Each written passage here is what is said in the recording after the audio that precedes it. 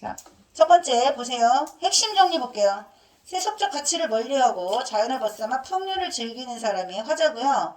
화자는 자신을 뭐라고 소개했습니까? 저거 뭐야?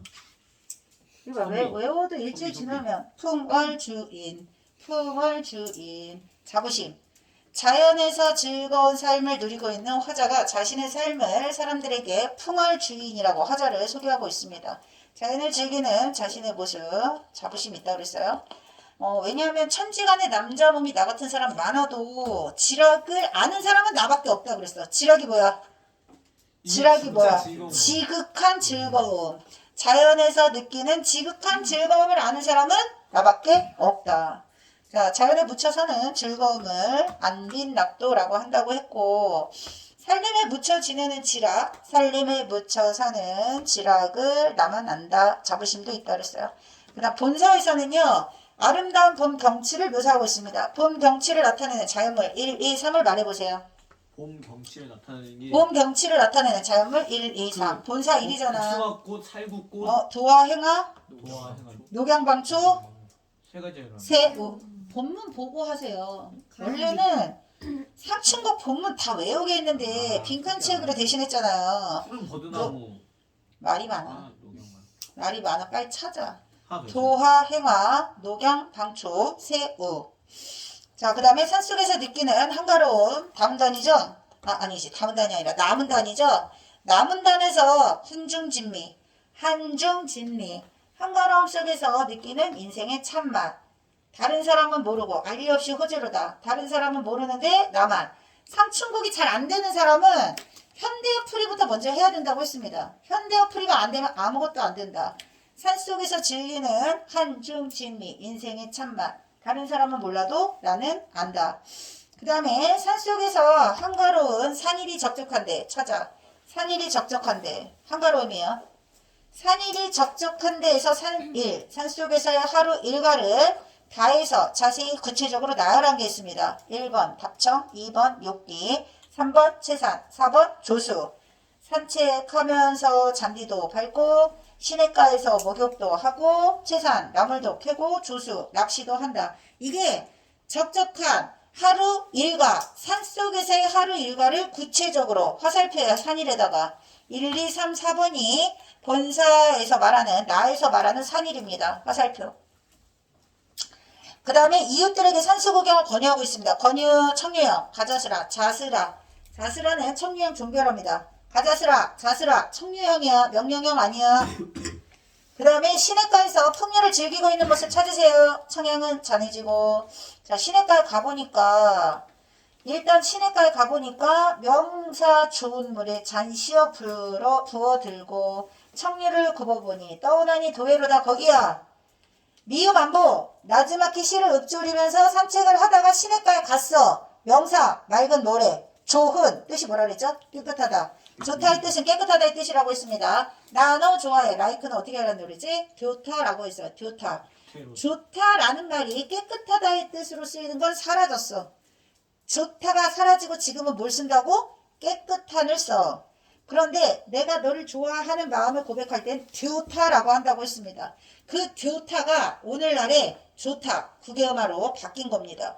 그래서 명사, 맑은 모래가 있는 깨끗한 물에 잔 씌어 부어들고 잔을 씻어. 잔 무슨 잔이야? 술잔. 술잔이야, 술잔. 술잔 씻어 부어들고 청류를 굽어보니 떠오나니 도회로다. 시냇물에 도화가 떠오고 있으면 그것이 바로 뭐를 나타낸다 그랬죠? 무릉도원을 나타낸다고 했습니다. 자연 절경을 예천할 때 무릉도원이란 말을 쓴다고 했습니다. 자연 예천하는 부분이에요. 시냇가에서 술과 풍류를 즐기는 이 장면은 어디에도 많이 나온다 그랬죠? 면왕정가. 면왕정가라는 작품에 꽃나무 가지 걷고 수놓고 먹으리라 똑같은 구절이 나와. 이유가 뭘까요?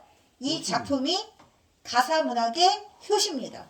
가사문학의 효시이기 때문에 최초의 작품인 상춘곡의 영향을 받은 후속 작품들이 있다. 뭐 있다고요? 면왕정가, 성산별고. 그래서 상춘곡은 가장 기본이 되는 거고요. 면왕정가,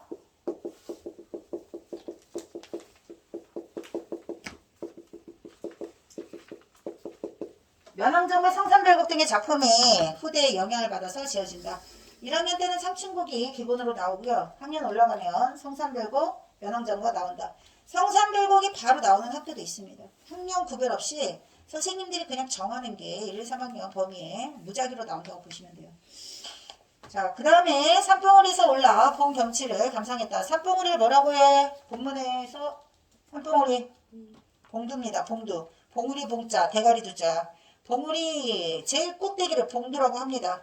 봉두에 올라가 보니까 뭐가 보여요? 천촌말락이 보여요. 연하이리가 보여요. 천촌말락은 곳곳에 마을이 이렇게 막 모여 있는 곳이야. 연하이리는 산봉우리 밑에서 산봉우리 위에서 내려다보는 경치, 자연 풍광입니다. 안개, 노을, 밝은 햇살. 근데 그 모습이 너무 아름답다. 아름다운 자연을 뭐에다 비유할게요? 금수, 동그라미, 금실로 수를 놓은 것 같은 비단에다가 비유했다. 원관념은 뭐라고요? 연하일휘. 아름다운 자연 경치를 비유적으로 듯 동그라미 치세요. 금수를 재편한다. 듯으로 끝나는 거. 고전시가에서 뭐뭐 듯으로 끝나는 표현이 자주 나온다. 제일 많이 나오는 표현 중에 하나입니다. 지규법 쓰였고요. 제일 많이 나오는 게 지규법, 의인법, 대구법, 서리법이야. 그래서 뭐뭐 하는 듯처럼 같이 현대랑 똑같아. 금수를 펼쳐 놓은 것 같구나. 비단을 쫙 펼쳐 놓은 것처럼 아름다운 자연. 비유해서 묘사했고요. 그리고 앞부분에 보면 조화 신공이 물물마다 혼사롭다. 이 모든 아름다운 자연 경관이 조물주의 조물주의 신비한 재주로 만들어낸 것 같구나 하는 부분들도 있었어. 자연을 곳곳에서 예찬하고 있습니다. 상춘곡이라는 말 뜻이 봄에 대한 경치, 감상, 완상 이런 뜻이에요. 그 다음에 라문단이 주제를 함축하고 있기 때문에 제일 중요하다고 했어. 결사. 주제는 결사에 나오고요. 가사가 내용상 세 부분으로 나눠지는 이유는 시조의 영향을 받았기 때문입니다. 서사, 본사, 결사, 내용상 세 부분으로 나눠지는 이유는 시조의 3장 형식을 이어받은 거야. 시조의 3장 형식을 이어받아서 내용상 세 부분.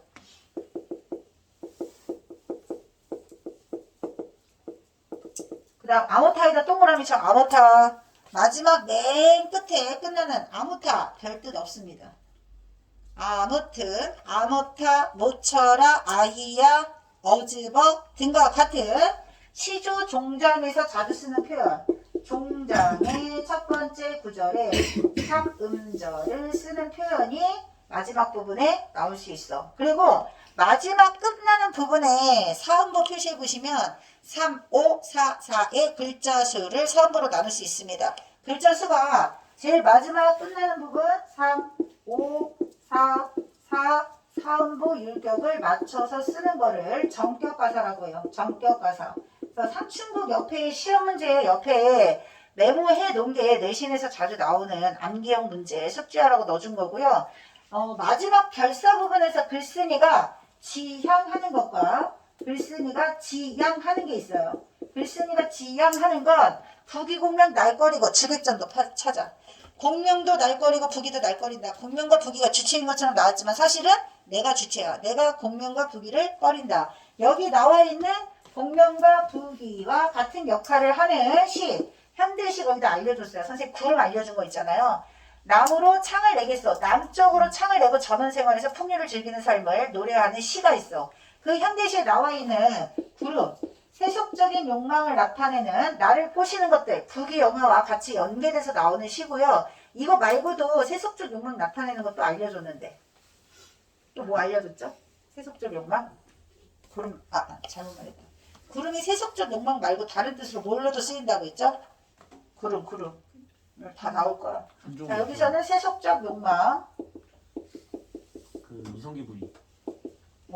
거기서도 있었어. 간신 또는 역신. 간신이나 역신, 부정적인 대상. 그 다음 세 번째, 체념과 달관을 드러내는 자연에서 유유자적하는 삶을 드러낼 때 주로 나오는 것. 구름의 의미는 이렇게 세 가지 정도 됩니다.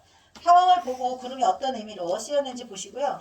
또 그런 것도 있어. 하자의 분신으로 쓰일 때도 있어요. 구름이 비를 내리는 거잖아. 그래서 구름이 비를 내리기를 바라는 마음, 긍정적일까 부정적일까? 구름의 의미가. 구름이 비가 내려야 돼. 구름이 오기를 바래. 그건 긍정적이야. 그래서 구름을 긍정적으로 해석할 때가 있고 부정적으로 해석할 때가 있는데, 비가 내리기를 간절히 바라는 마음은 지금 비가 안 오기 때문에 힘든 거야. 힘든 사람들에게 단비가 되어주는 거. 부정적일 수가 없어요. 긍정적입니다. 조님이 일어나세요. 그렇게 많이 잤는데 오자마자 조시면 오늘 정말 나 폭발해. 자, 밑에 볼게요. 자부심과 안빈낙도를 추구하는 마지막 주제가 나와 있다. 흐트렘 세모고요. 공명북이 다 세모라고 했습니다. 화자가 지어가는 건 단표누앙이지만 백년행락하겠다. 단표누앙이지만 백년행락하겠다. 뭔 뜻이야? 단표누앙은 가난하게 살고 있지만 창빈하게 살고 있지만 백년행락. 100년 동안 누리는 이 정도 삶이라면 즐겁지 아니하겠는가? 마지막이 주제입니다. 100년 행락이 이만하면 어떠합니까? 자부심이야. 이 정도면 충분하지 않습니까? 안빈낙도가 주제라고 했습니다. 자, 1번 감정이 동그라미. 감정이입된 소재 뭐 있다고 그랬죠? 감정이입된 소재. 뭐죠? 매주 까먹으니까 어떻게 하라고요? 계속 오늘 시험 봐가지고 잘 대답하네. 스풀에 오는 새. 스풀에 오는 새는 춘기를 못 내겨. 춘기가 무슨 뜻이라 했어? 봄 기운을 못 이기고 봄이 오니까 새도 막 즐거워서 흥겹게 지지배게 노래하는 거야. 교태와 아양을 부리는 거예요. 그래서 스풀에 우는 소리가 내가 느끼는 봄 기운에 만끽하고 있는 화자의 정서와 일치합니다. 감정이입이요. 그 다음 자연모를 통해서 시간적 배경을 드러내는 거 뭐 있다 그랬어? 봄빛이 완연한 들판을 보니까 도화행아 피어있고 녹양방초 피어있고 새우 내리고 있다. 가랑비야. 소나기는 여름을 나타내는 거고 새우는 가랑비는 봄에 주로 내리는 거예요. 자, 그 다음 비유를 통해서 자연의 아름다움을 효과적으로 드러내는 게 뭐라 그랬죠? 금수를 재편난다. 자, 본문 10번씩 매일 읽는다 생각하고 소리내서 읽으세요. 그 다음 의성어 없고요. 서리적 표현 많이 나와있다. 어찌하리. 백년행락이 이만하면 어찌하리. 넘기세요. 그 다음 내신 문제는 이런 거 나온다고 보시면 돼요. 암기하시면 돼요. 자, 첫 번째 풍월주의. 화자는 자신의 삶에 대해서 자부심을 느끼고 있습니다. 풍월주의 자부심 맞고요. 아, 얘들아 앞에 플러스 선지 체크 다 안 맞췄네. 6번 서리법 맞고요. 시상 마무리. 그 다음 7번 경치 묘사와 정서 표출이 어우러져 있다. 아름다운 봄 경치를 묘사한 다음에 그거에 대한 화자의 정서 나와 있습니다. 그래서 상층공은 얘들아 형식상 시조의 율격을 가지고 있습니다. 형식상 시조의 율격을 가지고 있고 내용상 서정시야. 봄 경치에 대한 감상을 주로 노래하고 있기 때문에 그 다음 8번은 대화 영분 지정 다 틀렸습니다. 그 다음 넘기세요. 다시. 자, 2번 오늘과 내일 아침과 저녁에 할 일들 나열했습니다. 나열 맞고요. 자연을 생계를 위한 노동이 필요한 공간. 이게 틀린 건가? 자연에서 생계를 위해서 노동하는 것이 아니라 뭐 한다고 그랬죠? 풍류. 자연은 풍류를 즐기는 공간이야. 그래야 무릉도원이 되는 거죠. 그 다음 3번 갈건으로 걸은 술을 꽃나무 가지로 잔을 세며 마시는 거. 이 장면 어디에 나온다고요? 면왕정가에 나온다고 했습니다. 송무순의 면왕정가에 똑같은 구절이 나오는 것으로 보아서 상층곡의 영향을 받았겠군. 흥취를 느끼는 공간이고요. 복숭아꽃 동그라미, 무릉도원 동그라미, 이상향 동그라미 세트입니다. 자연을 노래하는 시에서 도화, 복숭아꽃 이딴 거 나오면 무릉도원이라고 생각하는 거고 무릉도원은 지상낙원이란 뜻이야. 화자가 꿈꾸는 지상낙원. 두 개의 영향이야. 무릉도원의 신선, 선간, 선녀들이 살겠죠. 비록 가난하게 살지만 헛된 생각은 하지 않는다. 헛된 생각 세모치시고 본문에서 흩은해요. 헛된 생각. 부귀공명 세모치시고 이것보다는 소박한 삶을 지향하고 있습니다. 소박한 삶 단표누항. 자, 선지체크 6번 공명은 자연과 대비되는 속세입니다. 부정적이에요. 그 다음 화자는 견디기 힘든 현실의 고통, 자연의 의지, 현실의 고통 없어. 자연 감상이야. 단표누항에 만족하는 거 안빈낙도, 안분지족이라고 했습니다. 그 다음 3번 자, 시상전개를 보시면 수간목 작은 초가집에서 정자로 나갔습니다. 정자 앞에 시냇가에 갔어요. 높은 산봉우리에 올라갔어요. 점점점 장소가 이동될수록 공간이 어떻게 되니? 확장. 공간이 확장되면 화자의 시야가 확대되는 역할이 확대. 공간 확장. 시선, 시야 확대. 자, 1번 홍진과 대비되는 것. 청빈한 삶, 수간목. 수간목하고 비슷한 단어 뭐 있다 그랬죠? 초려, 상고초려는 웃겼어. 자, 수간목, 초려, 상간 비슷한 뜻이라고 했습니다. 그 다음에 정자. 자, 자연에 동화된 화자가 홀로 산속에서 한중진미를 누리고 있는 모습이고요. 그 다음에 B에서 C로 이동하면서 화자는 이웃과 C를 주고받았어요. 야 여보 이웃들아 라고 말을 건네고 있지만 이웃 나와요 안 나와요? 안 나옵니다. X. 그 다음에 가장 높은 공간이 D라고 했어요. 만족감 100년 행락 맞습니다. 좁은 공간에서 넓은 공간으로 확장 동그라미 탈속 속세에서 점점 더 멀어지고 싶은 마음 다 맞고요. 3번입니다. 그 다음 4번 자 천지간 남자 몸이 나만 하니 많건 많은 지락을 아는 사람은 나밖에 없다. 나가 더 낫다. 자부심. 그 다음 B에서 화자가 바라보고 있는 경치가 칼로 말하는가 붓으로 그려낸가 누군가가 칼로 만들어서 재단한 것 같고요. 붓으로 그려낸 것 같다. 아름다운 예술 작품인 것처럼 너무 대단하다. 이걸 뭐야? 조화신공이라고 생각하는 거야. 조화신공이 물물마다 헌사롭다.